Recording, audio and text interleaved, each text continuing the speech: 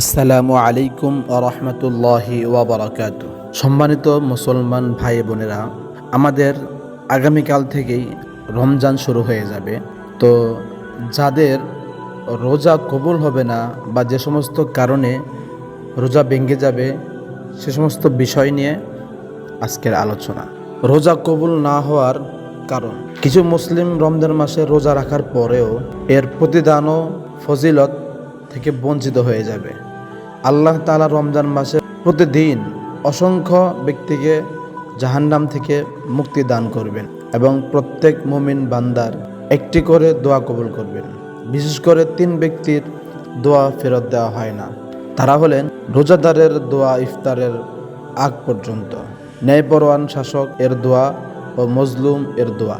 রাসূল সাল্লাল্লাহু আলাইহি ওয়াসাল্লাম বলেন, যে ব্যক্তি রোজা রেখেও অশ্লীল কাজ ও পাপাচার ত্যাগ করতে পারল না, তার পানাহার ত্যাগ করার কোনো দরকার নেই। আরেকটি হাদিসে এসেছে, হযরত কাব বিন আজরাহ রাদিয়াল্লাহু তাআলা আনহু বলেন, একদা রাসূল সাল্লাল্লাহু আলাইহি ওয়াসাল্লাম বলেছেন, উপস্থিত সাহাবীদের উদ্দেশ্যে বলেন, তোমরা মিম্বারের কাছাকাছি হয়ে বসো।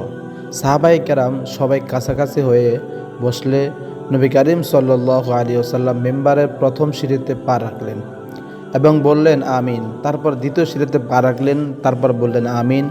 অনুরূপ তৃতীয় সিঁড়িতে পা রাখলেন, বললেন আমিন। বয়ান শেষে মিম্বার থেকে নবী করিম সাল্লাল্লাহু আলাইহি ওয়াসাল্লাম নেমে আসলে কৌতূহলী হয়ে সাহাবায়ে কেরাম জিজ্ঞাসা করলেন, আপনাকে তো আগে কখনো এমন করতে দেখিনি।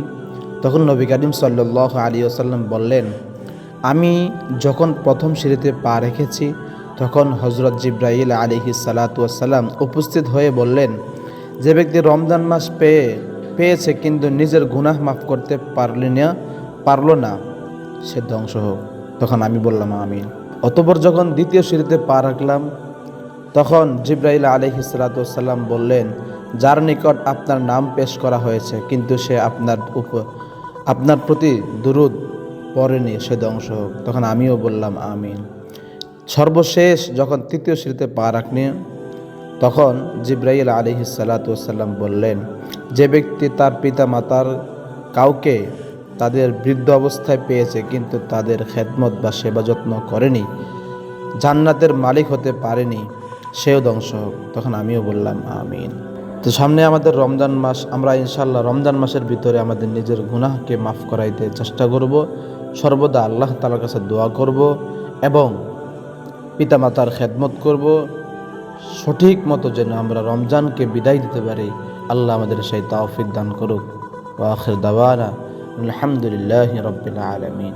পাক রব্বুল আলামিন বলেন, ওয়া ক্বাদা রাব্বুকা আল্লা তা'বুদু ইল্লা ইয়্যাহু ওয়া বিল ওয়ালিদাইনি ইহসানা। ও দুনিয়ার মুসলমানেরা, ও দুনিয়ার সকল শুনে নাও, আমার সাথে শরীক করা যাবে না, আবার ইবাদত করতে হবে। আমার সাথে কাউকে শরীক করতে পারবে না এবং তোমরা পিতা মাতার সাথে সৎ আচরণ করো। আল্লাহ বলেন, যে ব্যক্তি, যে সন্তান মা বাবার সাথে বেয়াদবি করবে, যে সন্তান মা বাবার সাথে বেয়াদবি করবে, দুনিয়ার মধ্যে তাকে অবহেলিত করা হবে, অভিশপ্ত করা হবে, আল্লাহ তাআলার লানত তার উপর বর্ষিত হবে, দুনিয়ার জীবনে যত লাঞ্ছনা রয়েছে তার উপর বর্ষিত করা হবে।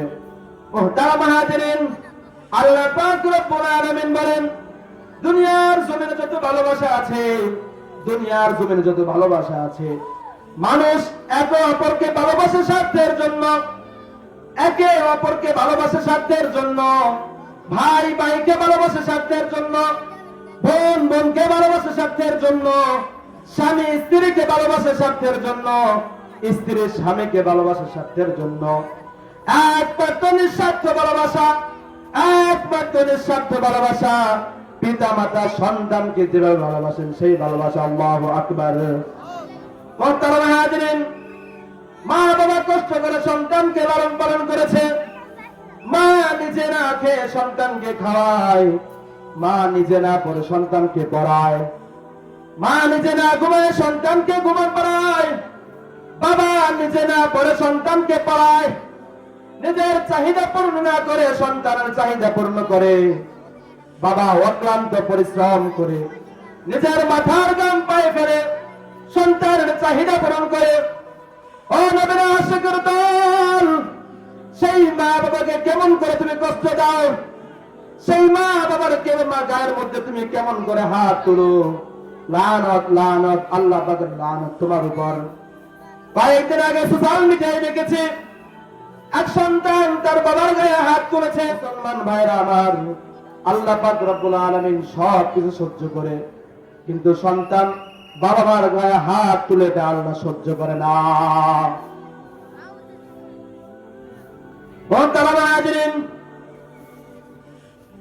বর্তমান জামানার মধ্যে মা বাবা এত অবহেলিত, পিতা মাতা এত অবহেলিত, ভয়ে সন্তানের সামনে কথা বলে না, আছে নাই? পিতা মাতা ভয়ে সন্তানের সামনে কথা বলে না, আছে নাই? আওয়াজ দিয়ে বলতে, আছে নাই? বর্তমান সমাজের মধ্যে মা বাবা সবচেয়ে বড় অবহেলিত। আল্লাহ পাক রব্বুল আলামিন যে মানুষটার পায়ের নিচে জান্নাত রেখেছে, যে মানুষটাকে সম্মানিত করেছে, এক সাহাবী আল্লাহর হাবিব সাল্লাল্লাহু আলাইহি ওয়াসাল্লামকে প্রশ্ন করেন, ইয়া রাসূলুল্লাহ, আমার মহব্বতের, আমার স্নেহের সবচেয়ে বড় মানুষকে? আল্লাহর হাবিব বলেন, তোমার দুনিয়ার জমিনে মানুষের মধ্যে সবচেয়ে বড় স্থানের মানুষ, সবচেয়ে বড় দয়ার মানুষ মা, সবচেয়ে বড় স্থান হচ্ছে তোমার মা। আবার প্রশ্ন করলেন, ইয়া রাসূলুল্লাহ, তারপর কে? আল্লাহর হাবিব বলেন, তারপরে তোমার মা। আবার সাহাবী প্রশ্ন করলেন, ইয়া রাসূলুল্লাহ, দুনিয়ার জমিনে সবচেয়ে বড় মহব্বতের মানুষ, সবচেয়ে বড় ভালোবাসার মানুষকে? আল্লাহর হাবিব সাল্লাল্লাহু আলাইহি ওয়াসাল্লাম বলেন, তোমার মা। আল্লাহু আকবার। চতুর্থবার যখন প্রশ্ন করলেন, ইয়া রাসূলুল্লাহ, তারপরে সবচেয়ে বড় মহব্বতের মানুষকে? আল্লাহর হাবিব বলেন, তোমার বাবা। তিনবার মায়ের কথা বলেছে। সেই মাকে তুমি কেমন করে কষ্ট দাও, সেই মাকে তুমি কেমন করে বুলাও? মুসলমান ভাইয়েরা আমার, দুনিয়ার জমিনে যতদিন বাঁচবো মা বাবার সাথে বেয়াদবি করবো না। রাজি আছেন তো ইনশাআল্লাহ? রাজি আছেন তো ইনশাআল্লাহ? যতদিন দুনিয়ার জমিনে বাঁচবো মা বাবার সাথে বেয়াদবি করবো না। যদি দুনিয়ার জমিন থেকে জান্নাত কামাই করতে চান, কারা কারা হাত করে দেখাও। দুনিয়ার মধ্যে যতদিন বাঁচবেন মা বাবার সাথে বেয়াদবি করা যাবে না। আমরা যখন ছোটবেলায় ছোট্ট ছিলাম, মা বাবার সাথে অনেক আচরণ করেছি, বাবাকে বারবার প্রশ্ন করেছি, বাবা ওইটা কি, ওইটা কি। বাবা কখনো বিরক্ত হয় নাই, বাবা কখনো ধৈর্য হারা হয় নাই। এখন বাবা যখন বৃদ্ধ হয়ে গেছে, বাবা যখন আমাকে প্রশ্ন করে, ছেলে এটার নাম কি, তখন আমি রাগান্বিত হয়ে বলি, তুমি কি জানো না? এখন বৃদ্ধ হয়ে যায়, ছোট্ট পোলাপানের মতো হয়ে যায়, ছোট্ট বাচ্চার মতো হয়ে যায়। এজন্য মুসলমান ভাইয়েরা আমার, মা বাবার কদর করতে হবে। পারবেন তো ইনশাআল্লাহ? এই মাহফিল থেকে, এই তাফসীর মাহফিল থেকে আমরা ওয়াদা করে যাই, যতদিন দুনিয়াতে বাঁচবো, যুবক ভাইয়েরা আমার খেয়াল করে শোনো, তোমাদের জামানা, তোমাদের দিন, কখনো মা বাবার সাথে বেয়াদবি করবে না, মা বাবাকে কষ্ট দিবে না। যদি মা বাবার সম্মান করতে রেখে চলতে পারো, আল্লাহ পাক রব্বুল আলামিন তোমাকে দুনিয়ার মধ্যে সম্মানিত করবে, আখিরাতেও সম্মানিত করবে। আল্লাহু আকবার। যে আলোচনাগুলো করেছি, যে কথাগুলো বলেছি, আল্লাহ পাক রব্বুল আলামিন আমাদেরকে তৌফিক দান করুন। আর বলে আমিন।